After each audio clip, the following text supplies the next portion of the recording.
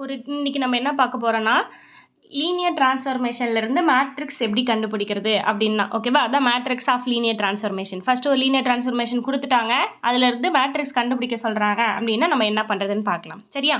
சரி, இதுதான் ஒரு பேசிக்கு ஐகன் வேல்யூ ஐகன் வெக்டர் கண்டுபிடிக்கிறது. அதாவது மேட்ரிக்ஸ் லீனியர் டிரான்ஸ்ஃபர்மேஷன்லேருந்து மேட்ரிக்ஸை மாற்றிட்டு அப்புறம் மேட்ரிக்ஸை வச்சு ஐகன் வேல்யூ ஐகன் வெக்டர் கண்டுபிடிச்சிக்கலாம். சரியா? இப்போ ஃபஸ்ட்டு ஸ்டெப்பு எப்படி மேட்ரிக்ஸாக மாற்றுறது அப்படின்னு பார்க்கலாம். இதில் கொடுத்துருக்க பேசிஸ் வச்சு தான் நம்ம மேட்ரிக்ஸாக மாற்ற போகிறோம்.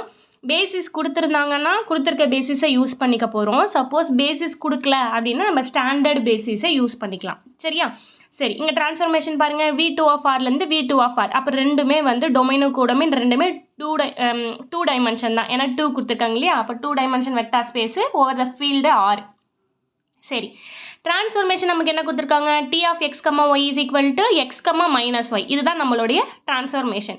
இப்போ 2 பேசிஸ் கொடுத்துருக்காங்க இல்லையா. அப்போ நம்ம டெஃபினேஷன் ஆல்ரெடி பார்த்துருக்கோம். 2 பேசிஸை B1 B2ன்னு எழுதிக்கலாமா? அப்போ ஃபஸ்ட்டு பேசிஸை நான் எப்படி எழுதிக்கிறேன்னா, let us consider B1 equal to என்னுடைய ஃபஸ்ட்டு பேசிஸ் 1,1ங்கிறதும் 1,0ங்கிறதும் அண்டு B2ங்கிறது செகண்டாக கொடுத்துருக்க பேசிஸ், அது 2,3 4,5. ஓகேவா? அதாவது ஃபஸ்ட்டு கொடுத்துருக்க பேசிஸ் டொமைனோடையது, செகண்ட் கொடுத்துருக்க பேசிஸு கோடொமைனோடையது. அதனால தான் B1 B2ன்னு எழுதியிருக்கோம். இதுதான் நம்மளுடைய ஃபஸ்ட்டு ஒர்க்கு. கொடுத்துருக்க பேசிஸை நேம் வச்சாச்சு. சரியா? அடுத்தது நம்ம என்ன கண்டுபிடிக்க போகிறோம்? 2 தான் இருக்குது இல்லையா. அப்போ நான் இது α1 α2ன்னு எடுத்துக்கலாமா? இந்த B1ல் இருக்கிறதெல்லாம் என்னது? α1 α2. இங்கே B2ல் இருக்கிறதெல்லாம் β1 β2. சரியா? இப்போ நம்ம ஃபஸ்ட்டு என்ன கண்டுபிடிக்க போகிறோம் அப்படின்னா T of α1 என்ன அப்படிங்கிறது தான் கண்டுபிடிக்க போகிறோம். α1ங்கன்னா இந்த ஃபஸ்ட்டு பாயிண்ட், அதாவது இந்த ஃபஸ்ட்டு பாயிண்ட்டுக்கு டிரான்ஸ்ஃபர்மேஷன் அப்ளை பண்ண போகிறோம். அதாவது இந்த டிரான்ஸ்ஃபர்மேஷன் கொடுத்துருக்காங்க இல்லையா. இந்த டிரான்ஸ்ஃபர்மேஷனில் இந்த பேசிஸு இங்கே எங்கே போகுதுன்னு பார்க்குறோம். இந்த டிரான்ஸ்ஃபர்மேஷனில் எந்த ஒரு பாயிண்ட் கொடுத்தாலும் இங்கே டிரான்ஸ்ஃபர்மேஷன் நடக்குது இல்லையா. அப்போ பேசிஸை நான் கொடுக்கும்போது அந்த பேசிஸோடைய டிரான்ஸ்ஃபர்மேஷன் எங்கே போகுது அப்படிங்கிறத பார்க்க போகிறோம். அப்போ ஃபஸ்ட்டு கொடுத்துருக்க ஃபஸ்ட்டு பாயிண்ட் அதை தான் T of ஆல்ஃபான்னு எடுத்து வச்சுருக்கோம். அப்போ T of 1,1 டிரான்ஸ்ஃபர்மேஷன் என்னன்னு பார்க்கணும். ஓகேவா? ஃபஸ்ட்டு அதை கண்டுபிடிக்கலாம், அந்த பாயிண்ட் என்னென்னு. அப்போ 1,1ங்கிறது என்னது? எக்ஸுக்கு பதிலாகவும் ஒய்க்கு பதிலாகவும் இங்கே இருக்கு பாரு. எக்ஸுக்கு பதிலாகவும் ஒய்க்கு பதிலாக என்னது? 1 இருக்குது. அப்போ எக்ஸ் இருக்க பிளேஸில் 1 கொடுக்கணும். அந்த டிரான்ஸ்ஃபர்மேஷன் எப்படி ஆகுது? ஃபஸ்ட்டு பாயிண்டில் எந்த சேஞ்சஸும் இல்லை, எக்ஸ் அப்படியே தான் இருக்குது. அப்போ 1 அப்படியே தான் கொடுத்துக்கணும். ஒய் -y மாறுது அங்கே இல்லையா. அப்போ 1 எப்படி மாறும்? -1 மாறுது. அப்போ T of α1 வேல்யூ என்னது? 1,-1. புரிஞ்சிச்சா? அடுத்தது இதே மாதிரி T of α2வும் கண்டுபிடிச்சி வச்சுக்கோங்க. T of α2ங்கிறது இந்த செகண்ட் பாயிண்ட் இல்லையா. T of 1,0. இல்லை α2 α1 கன்ஃபியூஸ் ஆகுதுன்னா நீங்கள் டேரெக்டாகவே T of 1,0 T of 1,1 என்னன்னு கண்டுபிடிச்சிக்கலாம். சரியா? சரி, இப்போ பாருங்கள் T of 1,0 ஃபஸ்ட்டு எக்ஸாக தான் இருக்குது இல்லையா. எக்ஸில் எந்த சேஞ்சஸும் இல்லை, எக்ஸ் அப்படியே தான் எழுதணும். அப்போ இங்கே ஃபஸ்ட்டு எக்ஸ் பிளேஸில் 1 இருக்குது, அது அப்படியே எழுதியாச்சு. அடுத்தது இங்கே என்ன இருக்குது? ஒய் -y மாறுது. அப்போ 0 என்னவாகும்? -0 மாறும். அதுவும் எனக்கு 0 தான், அதனால அப்படியே எழுதியாச்சு. அப்போ T of α2 வேல்யூ உங்களுக்கு என்ன கிடச்சிருக்கு? 1,0. இப்போ முதல்ல 2 பாயிண்ட்டு கண்டுபிடிச்சிக்கணும். புரிஞ்சிச்சா? இங்கே 2 பாயிண்ட் தான் இருக்குது, அதனால அதோடைய 2 பாயிண்ட்டோடைய டிரான்ஸ்ஃபர்மேஷன் என்ன இருக்குதுன்னு கண்டுபிடிச்சிக்கிட்டோம்.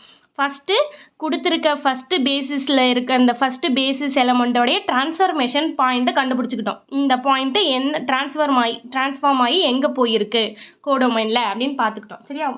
அப்போ 1,1 எங்கே அனுப்பியிருக்காங்க? 1,-1க்கு அனுப்பியிருக்காங்க. அதே மாதிரி 1,0ங்கிற பாயிண்ட்டை எங்கே அனுப்பியிருக்காங்க? அது 1,0க்கே தான் போயிருக்கு. ஓகேவா? புரிஞ்சிச்சா எப்படி டிரான்ஸ்ஃபர்மேஷன் நடந்திருக்குன்னு? சரி, இப்போ நம்மளுடைய ஒர்க் இதில் என்னென்னா இந்த டிரான்ஸ்ஃபர்மேஷன் இருக்கிற பாயிண்ட்டை வச்சு பேசிஸை எழுத போகிறோம். சரியா? அதில் நாங்கள் பார்த்தோம்ல T of α1 தான் நம்ம β2 பேசிஸ் எலமெண்ட்டாக எழுதுவோமா. அப்போ கண்டுபிடிச்ச பாயிண்ட்டை 1,-1. இப்போ இந்த பேசிஸை யூஸ் பண்ணிட்டோம், இது மட்டும் யூஸ் பண்ணாமல் இருக்கு இல்லையா. இப்போ அதை யூஸ் பண்ண போகிறோம். எப்படின்னா ஃபஸ்ட்டு பாயிண்ட்டை கண்டுபிடிக்கிறதுக்கு இந்த பேசிஸ் யூஸ் பண்ணிக்கிறோம். இப்போ பாயிண்ட்டை வச்சு லீனியர் காம்பினேஷன் எழுதுறதுக்கு தான் இதை B2 அடுத்த பேசிஸை யூஸ் பண்ணுறோம். ஓகேவா? அப்போ ஃபஸ்ட்டு பேசிஸு ட்ரான்ஸ்ஃபர்மேஷன் பாயிண்ட்டை கண்டுபிடிக்க, செகண்ட் பேசிஸு இந்த பாயிண்ட்டை வச்சு லீனியர் காம்பினேஷன் எழுத. ஏன்னா இந்த T of α1ங்கிற பாயிண்ட் எங்கே போய் விழுந்துரும்? கோடொமைனில் விழுந்துரும். அப்போ கோடொமைனில் இருக்க ஒரு பாயிண்ட்டை நான் லீனியர் காம்பினேஷன் ஆஃப் அதோடைய பேசிஸாக எழுதிக்கலாமா. ஏன்னா B2ங்கிறது என்னது? கோடொமைனோடைய பேசிஸ் தான் இல்லையா. அப்போ நான் என்ன பண்ணிக்கலாம், இங்கேருந்து நான் ஒரு பாயிண்ட் எடுத்தேன்னா அந்த பாயிண்ட்டு இதோடைய லீனியர் காம்பினேஷனாக தான் இருக்கும். அப்போ டி ஆஃப் ஆல்ஃபா ஒன்னுங்கிற பாயிண்ட்டு இங்கே போய் விழுந்துடுச்சு. அப்போ அந்த பாயிண்ட்டு இதோட லீனியர் காம்பினேஷனாக எழுதிக்கலாம். அதுதான் கான்செப்ட்டு. அப்போ 1, என்ன எழுதிக்கலாம், இதோட லீனியர் காம்பினேஷனாக எழுதலாமா? சரி, அது என்ன, C1 into 2, 3 plus C2 into 4, 5. அவ்வளோதான். அதே மாதிரி இந்த பக்கமும் பண்ணும் ஆல்ஃபா 2க்கு. சரியா? அப்போ டி ஆஃப் ஆல்ஃபா 2 1, 0 பாயிண்ட் இருக்கு இல்லையா? அப்போ 1, 0ங்கிற பாயிண்ட்டும் என்ன எழுதலாம், இதே இந்த பாயிண்ட்டும் எங்கே தான் போகுது, இந்த கோடோமையில் தான் விழுது இல்லையா? டி ஆஃப் ஆல்ஃபா 2 இங்கே இருக்க பாயிண்ட் தானே. அப்போ அதையும் லீனியர் காம்பினேஷன் ஆஃப் இந்த பேசிஸாக எழுதிக்கலாமா? அப்போ 1, 0 நான் எப்படி எழுதிக்கலாம், ஒரு C1 இன்ட்டு, இல்லைன்னா கன்ஃபியூஸ் ஆகுதுன்னா நோட்டேஷன் C3ன்னு கூட வச்சுக்கோங்க. C3 into 2, 3 plus C4 into 4, 5. அவ்வளோதான். புரிஞ்சிச்சா? இப்போ வழக்கம் போல் நம்ம C1, C2, C3, C4 கண்டுபிடிக்க போகிறோம். அவ்வளோதான். இப்போ C1, C2 கண்டுபிடிக்கணும் என்ன பண்ணுவோம், ஃபஸ்ட்டு எலமெண்ட்ஸும் அப்புறம் செகண்ட் எலமெண்ட்டும் ஈக்குவல் பண்ணுவோம் இல்லையா? சரி, லெஃப்ட் ஹேண்டில் 1 இருக்குது ஈக்குவல் டு இங்கே என்ன இருக்குது 2C1 ப்ளஸ் இங்கே என்னது 4C2. அப்போ இது ஒரு ஈக்குவேஷன். அடுத்தது என்னது -1 ஈக்குவல் டு இங்கே செகண்ட் எலமெண்ட் என்னது 3C1 ப்ளஸ் இங்கே செகண்ட் எலமெண்ட் என்னது 5C2 இல்லையா? இது ஈக்குவேஷன் நம்பர் 2. அதே மாதிரி இங்கே எழுதிக்கலாமா? ஃபஸ்ட் எலமெண்ட்டு 1 ஈக்குவல் டு இங்கே ஃபஸ்ட் எலமெண்ட் என்னது 2, அதை C3க்கு மல்டிபிள் பண்ணியிருக்கு இல்லையா, 2C3 ப்ளஸ் இங்கே என்னது 4, அப்போ 4C4, ஏன்னா C4 உள்ள மல்டிபிள் பண்ணியிருப்போம் இல்லையா? அடுத்த எலமெண்ட்டு 0 ஈக்குவல் டு இங்கே என்னது 3C3 ப்ளஸ் 5C4. அவ்வளோதான். இதை நான் வந்து ஈக்குவேஷன் நம்பர் 3 and 4ன்னு வச்சுருக்கேன். ஓகேவா? சரி, இப்போ பாருங்கள், இந்த ஈக்குவேஷன் 1 and 2வும் சால்வ் பண்ணி C1, C2 கண்டுபிடிக்கணும். ஈக்குவேஷன் 3, 4 சால்வ் பண்ணி C3, C4 கண்டுபிடிக்கணும். ஓகேவா? புரிஞ்சிச்சா? சரி, கண்டுபிடிக்கலாமா? சரி பாருங்கள், இப்போ இது 2 ஈக்குவேஷனை சால்வ் பண்ணி C1, C2 கண்டுபிடிங்க. இப்போ நம்ம என்ன பண்ணுறது, இங்கே கோஎஃபிஷியண்ட்டை ஈக்குவல் பண்ணணும் இல்லையா? அப்போது இதை வந்து 3ஆல் மல்டிபிள் பண்ணிக்கிட்டு நம்ம இன்டர்சேஞ்ச் பண்ணிக்கலாமா? அப்போ உங்களுக்கு என்ன கிடைக்கும் பாருங்கள்,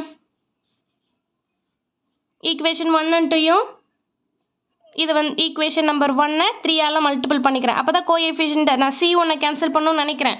அப்போ கோஎஃபிஷியன்ட் பார்த்தா வேறு இருக்குது. அப்போ சேம் பண்ண போகிறேன். அப்போ 3 அதாலையும் 2 இதாலையும் மல்டிபிள் பண்ணிக்க போகிறேன். அப்போ 3 அதால் மல்டிபிள் பண்ணும்போது 3 ஈக்குவல் டு 6C1. 3ஆல் மல்டிபிள் பண்ணால் ஈக்குவேஷன் த்ரோட்டு 3ஆல் மல்டிபிள் பண்ணணும் இல்லையா? அப்போ 6C1 ப்ளஸ்ஸு 3ஆல் இங்கே மல்டிபிள் பண்ணால் 12C2. இப்போ 6 ஆயிடுச்சு. கீழே 2ஆல் மல்டிபிள் பண்ணணும். ஈக்குவேஷன் 2வை 2ஆல் மல்டிபிள் பண்ணோம், என்ன வரும், -2 ஈக்குவல் டு இதை மல்டிபிள் பண்ணும்போது 6C1 ப்ளஸ் இதை 2ஆல் மல்டிபிள் பண்ணும்போது 10C2. இப்போ சப்ராக்ட் பண்ணலாமா? சப்ராக்ட் பண்ண, ஏன்னா சேம் சைனாக இருக்குது. அப்போ சப்ராக்ட் பண்ண தானே கேன்சல் ஆகும். இப்போ மைனஸ் இன்ட்டு மைனஸ் ப்ளஸ்ஸாக மாறிடும். 2 + 3 + 2 உனக்கு 5ன்னு கிடச்சிருச்சு. இது இப்போ கேன்சல் ஆகிடும். இதை 2லேருந்து 10 போயிடுச்சுன்னா 2C2. அப்போ C2உடைய வேல்யூ என்னது 5/2. சூப்பர். அப்போ C2உடைய வேல்யூ கண்டுபிடிச்சிடும் 5/2ன்னு. இப்போ C1னா இந்த 2 ஈக்குவேஷனில் எதையாவது ஒன்று சப்ஸ்டியூட் பண்ணால் போதும். அப்போ நான் ஈக்குவேஷன் 1ல் போய் இந்த C2உடைய சப்ஸ்டியூட் பண்ணுறேன். அப்போ C1 ஃபஸ்ட் என்னன்னு கண்டுபிடிக்கலாமா? C1 மட்டும் வச்சுக்கிட்டு மீதி எல்லாத்தையும் அந்த பக்கம் கொண்டு போயிடலாமா? ஆல்ரெடி 1 அங்கே இருக்குது, இந்த 4 அங்கே போயிடுச்சுன்னா -4C2 ஈக்குவல் டு 2C1ன்னு இருக்கும். எனக்கு C1 மட்டும்தான் வேணும், 2 அந்த பக்கம் எடுத்துகிட்டு போய்க்கலாம். அப்போ என்ன நடக்கும், 1 - 4C2/2 ஈக்குவல் டு C1. ஓகேவா? சரி, C2உடைய வேல்யூ என்னது 5/2 இல்லையா? அப்போ C2க்கு 5/2 சப்ஸ்டியூட் பண்ணிக்கலாமா? அப்போ 1 - 4 × 5/2/2 ஈக்குவல் டு C1. இது 2 2s are 2ன்னு கிடச்சிரும். அப்போ 5 2s are 10. 1லேருந்து 10 போயிடுச்சுன்னா -9/2 ஈக்குவல் டு C1. அவ்வளோதான். அப்போ C1உடைய வேல்யூ நம்ம கண்டுபிடிச்சிட்டோம், C2வும் கண்டுபிடிச்சிட்டோம். அப்போ C1ம் C2வும் எடுத்துகிட்டு போய் இந்த 1, 1 ஈக்குவேஷன் இருக்கு இல்லையா, அதுக்கு நான் ஒரு ஏன்னு ஈக்குவேஷன் நம்பர் கொடுத்துக்கவா? அப்போ ஏல சப்ஸ்டியூட் பண்ணிக்கலாமா? அப்போ என்ன கிடைக்குது பாருங்கள்,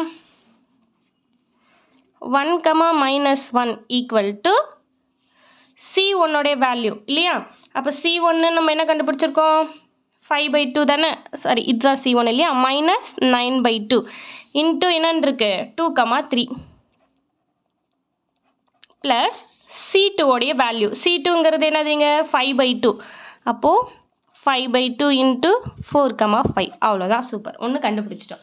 இப்போ இதே ப்ரொசீஜர் தான் டி ஆஃப் ஆல்ஃபா 2க்கு கண்டுபிடிக்கலாமா? டி ஆஃப் ஆல்ஃபா 2க்கும் அதே மாதிரி ஒரு ப்ரொசீஜரு. இப்போ என்ன கிடைக்கும்? இதை எல்லாத்தையும் சால்வ் பண்ணி C3 C4 கண்டுபிடிக்கணும். அதே மாதிரி பண்ணிக்கலாமா? இதை 2ஆலையும் இதை 3ஆலையும் இதை 3ஆலையும் இதை 2ஆலையும் மல்டிபிள் பண்ணிக்கலாமா? அப்போ ஈக்குவேஷன் 3-ஐ 2ஆல் மல்டிபிள் பண்ணால் உங்களுக்கு என்ன கிடைக்கும்? சாரி 3ஆல். அப்போ 3 = 6C3 + 12C4. அதே மாதிரி ஈக்குவேஷன் நம்பர் 4-ஐ 2ஆல் மல்டிபிள் பண்ணுறோம். இங்கே என்னது? 0 = 6C3 + 10C4. ஏன் 2ஆலையும் 3ஆல் மல்டிபிள் பண்ண போகிறோம்? ஏதாவது ஒரு கோஎஃபிஷியண்ட்டை நம்ம கேன்சல் பண்ணணும். அப்போ கோஎஃபிஷியண்ட்டுக்கு முன்னாடி இருக்க கான்ஸ்டண்ட்டை வச்சு தான் நம்ம டிசைட் பண்ணிக்கிறோம். சரியா? சரி, இப்போ இது கேன்சல் ஆகிடும். இது 3 கிடச்சிரும். 12 போச்சுன்னா 2C4. அப்போ C4 வேல்யூ உங்களுக்கு என்ன இருக்குது? 3/2 இல்லையா?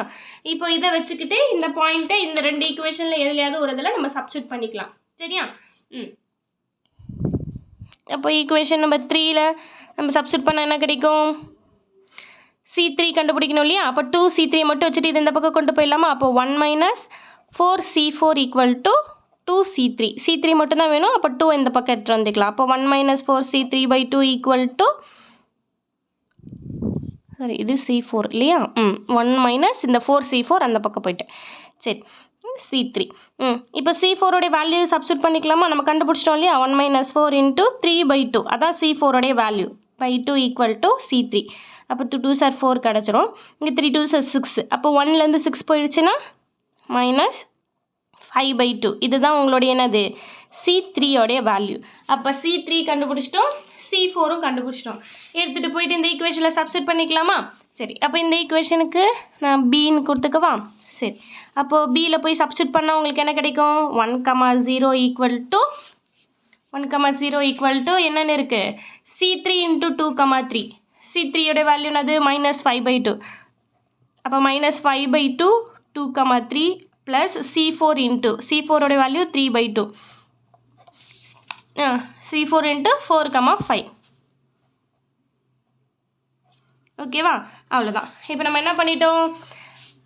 இந்த T of alpha 1 T of alpha 2 value கண்டுபிடிச்சிட்டோம். இந்த 1, -1ங்கிறது தானே டி ஆஃப் ஆல்ஃபா 1, இதானே என்னுடைய டி ஆஃப் ஆல்ஃபா 2. அப்போ அதை என்ன பண்ணிட்டோம்? பேசிஸோடைய லீனியர் காம்பினேஷனாக எழுதிட்டோமா? அப்போது இந்த கோஎஃபிஷியன்ட் தான் என்னுடைய மேட்ரிக்ஸை ஃப்ரேம் பண்ணும். அவ்வளோதான்.